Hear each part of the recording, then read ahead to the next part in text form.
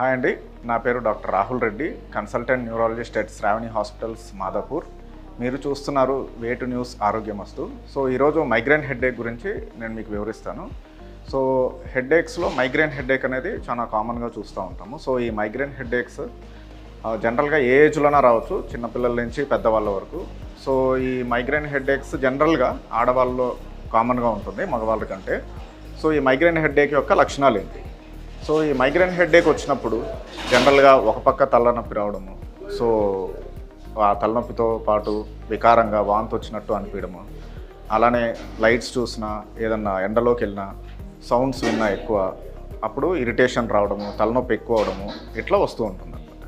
So జనరల్గా ఈ migraine తలనొప్పి వచ్చినప్పుడు 4 to 72 hours అంటే 4 గంటల నుంచి ఒక 72 గంటల వ్యవధి మధ్యలో ఉంటుంది. సో ఈ మైగ్రేన్ హెడేక్స్ అనేటివి కొన్నిసార్లు నెలకో 2 నెలలకో ఒకసారి రావచ్చు, లేదంటే తరచుగా అంటే వారానికి ఒకసారి, వారానికి 2 సార్లు అట్లా వస్తూ ఇబ్బంది పెడుతూ ఉండొచ్చు అన్నమాట.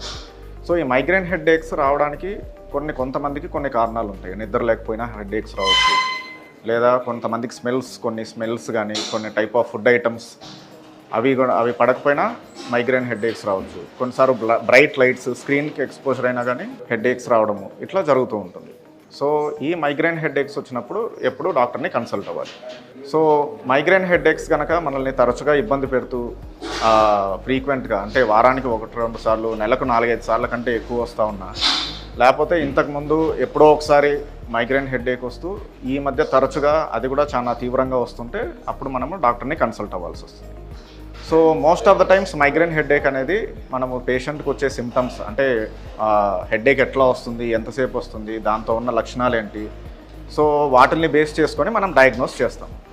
సో జనరల్గా స్కాన్స్ కానీ, సిటీ స్కాన్, ఎంఆర్ఐ స్కాన్, ఇటువంటి స్కాన్స్ ఇనీషియల్గా మైగ్రేన్ హెడేక్లో చేయాల్సిన అవసరం ఉండదు. కాకపోతే కొన్నిసార్లు ఏంటంటే వేరే రకమైన తలలో ఉండే ప్రాబ్లమ్స్ మైగ్రేన్ హెడేక్స్ లాగా ప్రజెంట్ అవుతాయి. సో అది డాక్టర్ని కన్సల్ట్ అయినప్పుడు ఏ మైగ్రేన్ హెడేక్గా ఫిట్ అవుతుందా, లేదా వేరే రకాల సిమ్టమ్స్ కూడా నరాల సిమ్టమ్స్ ఉన్నాయా అనేది చూసి దాన్ని బట్టి స్కాన్స్ ఏమైనా చేయాలా లేదా అనేది చూడాల్సి వస్తుంది. సో ఒకసారి ఇది మైగ్రేన్ హెడేక్ అని తెలిసిన తర్వాత జనరల్గా ఫ్రీక్వెన్సీ లేకుండా ఎప్పుడో నెలకు 1-2 సార్లు అట్లా హెడేక్స్ వస్తున్నప్పుడు జనరల్గా పెయిన్ కిల్లర్స్ తీసుకొని రెస్ట్ తీసుకుంటే తగ్గిపోతుంది.